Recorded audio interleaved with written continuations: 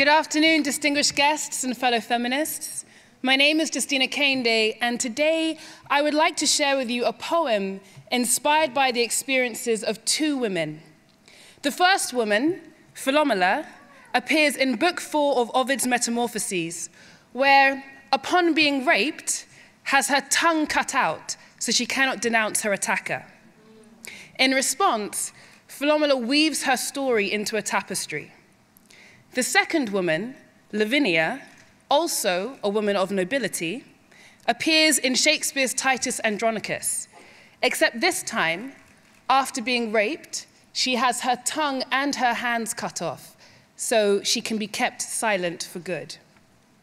Inspired by the many ways in which victims of sexual violence have consistently fought to speak out, and the many ways in which they have consistently been silenced, I imagine what would happen if these two women met.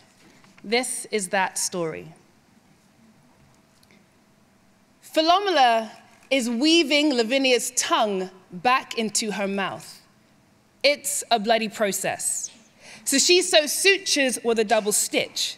Lacing tongue root into oral cavity, she is precise with each incision, for she too has had her voice sliced, her larynx lifted, diaphragm compressed in an implosion of air, leaving her tail twisted.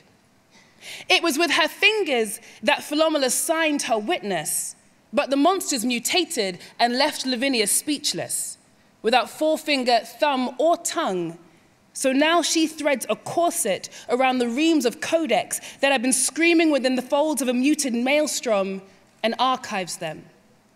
Weaver turned bookbinder substitutes her loom for sheaths of paper and files them once more along the edges of Lavinia's lips. Between folds that were made to vibrate, under the cover of her soft palate, she makes a spine out of scar tissue, skin, still mottled by misuse when her mouth was mauled by men, muted and maimed so she could not articulate her rape.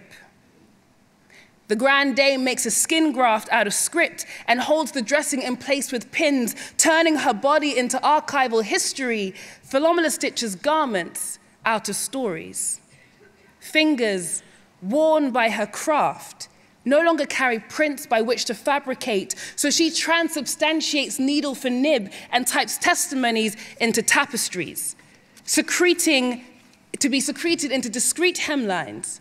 Crochets choruses which threaten to burst seams until they are seen. Disclosed, enclosed, they weave the crimes their bodies could not oppose and write their rights along the soles of feet fit with epistles, stamped with the plea for the verdict to be guilty. And when the courtroom convictions were not conducive and the policies presented remained inconclusive, we laced anthologies through our undergarments to dismantle myths of modesty. Knotted novellas around necks, lined inside legs with linen lectures, embroidered podcasts into back pockets, and made pampers out of pamphlets, amassing all the knowledge necessary to transform ourselves into living libraries filled with authority. We have been sewing statements into the contours of our bodies ever since we recognized the spoken word was not a credible accessory because it did not fit with our specific bodies. Philomela sits, stooped at her loom, prostrate in age, prepares the first loop, and knows that whether it's the many or the few, her woven words are neither seen or listened to, because the system has been set to serve and protect the monstrosity within men who may forever be impervious to judicial review. Hands that have been her sole advocate begin to shake, etching stress factors along the tectonic plates that she has been holding in place as she acknowledges the industrial complex of spotlights, which have only ever illuminated the names of those who violate, and the men and women society has found cause to celebrate. Lavinia, sensing the seamstress's distress, communicates an essay, her eyes shifting in shape, and asks, "Who dresses the wounds of the women who don't own estates?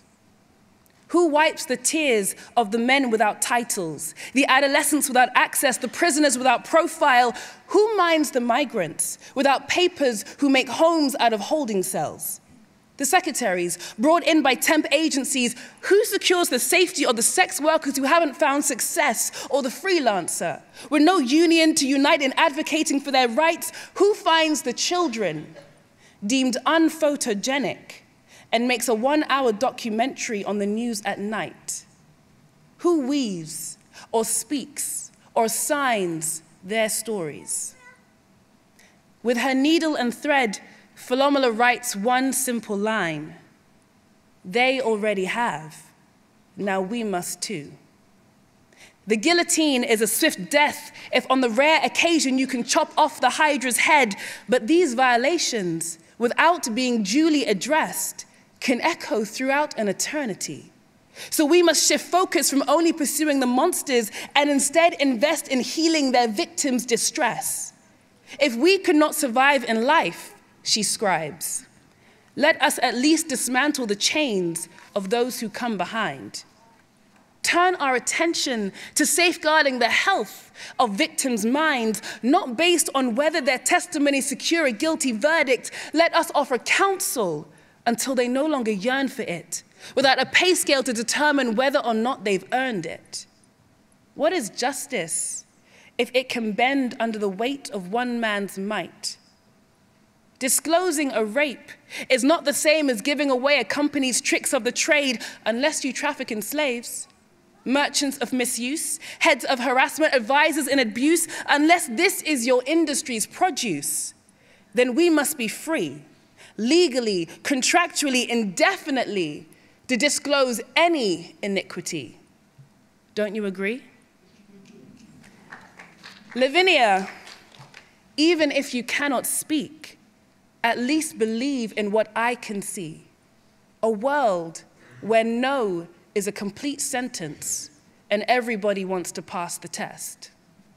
A world where one's humanity and dignity is not defined by their proximity to men, where crimes committed against our minds and bodies are not just part and parcel of society, where my fingers, fatigued from fighting, can find rest because our safety, our well-being, is more valuable than our silence. You see, their story, these stories, existed long before mass movements manifested hashtags made by Black women, dismembered in the furor of a feminism that bypassed the second, third, and fourth intersection. And we will continue to weave or sing new chapters until we redefine the parameters of our focus. Philomela is weaving Lavinia's tongue back into her mouth, not because she is nice, but so that together they can speak truth into power and actually set the agenda. Weaver turned bookbinder becomes surgeon for her sister and takes up her needle and thread. The time for speaking is almost over. The time for healing starts now. Thank you. Thank you.